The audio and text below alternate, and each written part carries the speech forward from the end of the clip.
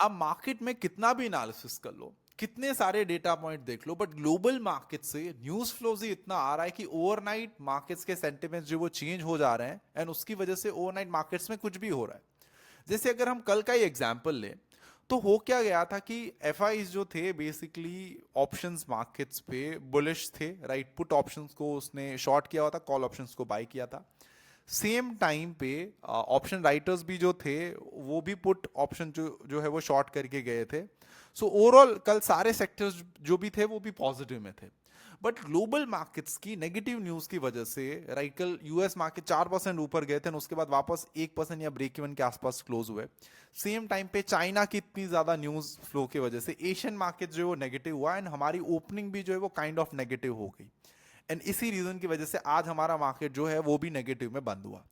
अब यहां पे देखो, मैं एक चीज आपको सजेस्ट करना चाहूंगा कि अभी ऐसा टाइम चल रहा है कि ओवरनाइट पोजीशन ले जाना विदाउट हेज वो थोड़ा सा रिस्की हो जाता है। तो अगर आप एक ट्रेडर हो जो ओवरनाइट पोजीशन ले जा रहे हो और बहुत हैवी पोजीशन ले जा रहे हो, तो मेरा आपको यहां पे ये सजेशन रहेगा कि थोड़ी अपनी पोजीशन या तो कम कर ले, या फिर आप जो है एक, कहना चाहूंगा, एक हेज क्रिएट करें अपनी पोजीशन में, ताकि आपको अनलिमिटेड जो लॉस है उससे आप बेसिकली जो है वो बच जाए। अब देखो सिंपल सट, कल के दिन महावीर जयंती की वजह से कल के दिन मार्केट्स में छुट्टी है, बट हम थोड़ा सा एनालिसिस कर लेते हैं कि यहाँ पे आप देख लो ओवरऑल मार्केट का जो ट्रेंड है 50 220 ईएमए में वो नेगेटिव है। तो अभी भी मार्केट्स का ओवरऑल ट्रेंड नेगेटिव है, एंड मार्केट की जो ब्रेथ है वो भी हमें नेगेटिव इंडिकेशन दे रही है। थोड़े बहुत टाइम के लिए मार्केट जो ऊपर जा सकता है, थोड़ा सा नाटक कर सकता है, कंसोलिडेट कर सकता है, बट वो जस्ट बिकॉज रिटेल ट्रेडर्स को ट्रैप करना है, रिटेल ट्रेडर्स के स्टॉप लॉस से सेट करवाने हैं, उसी रीजन की वजह से।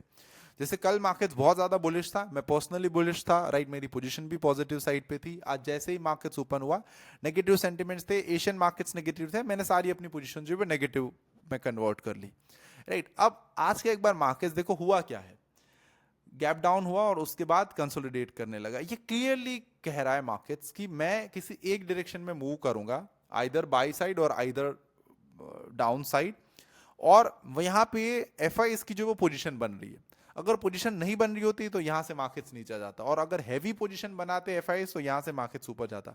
बट क्लियर कट आज एफ ने जो वो पोजीशन बनाई है, जहां पे आप देख सकते हो हमारा पूरा मार्केट्स तो नेगेटिव में है। अब मार्केट की हेल्थ देखो एक्सट्रीम फेयरफुल है। 333 स्टॉक्स नेगेटिव में है, 165 स्टॉक्स जो है वो अराउंड जो है वो पॉजिटिव में है।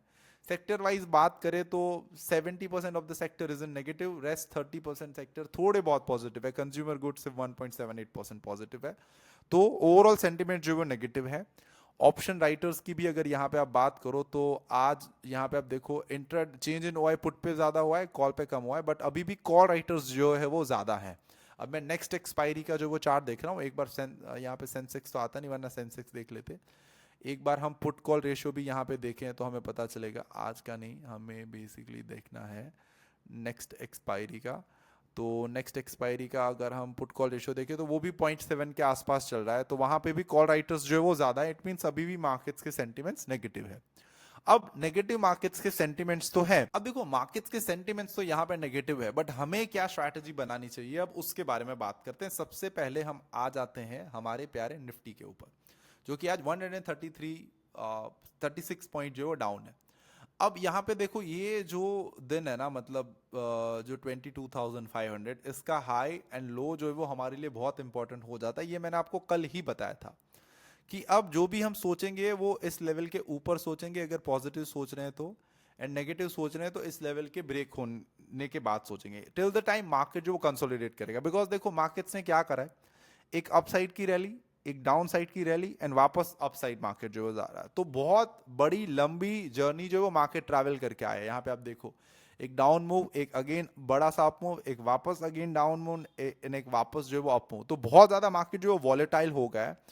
तो इस रीजन की वजह से मुझे लग रहा है कि थोड़ा मार्केट यहाँ पे शांत होगा, थोड़ा मार्केट जो है वो यहाँ से, कल के दिन छुट्टी है, जो नेक्स्ट डे ओपनिंग होगी वो थोड़ी सी साइडवेज टाइप की होगी, अगर कोई नेगेटिव न्यूज या बहुत ज्यादा पॉजिटिव न्यूज नहीं होगी तो, राइट। थोड़ा सा मार्केट जो शांत रहेगा, थोड़ा सा विक्स जो है वो नीचे आएगा। तो मार्केट्स में मेरे जो व्यू है वो साइडवेज है। निफ्टी को लेके मैंने आपको लेवल बता दिया।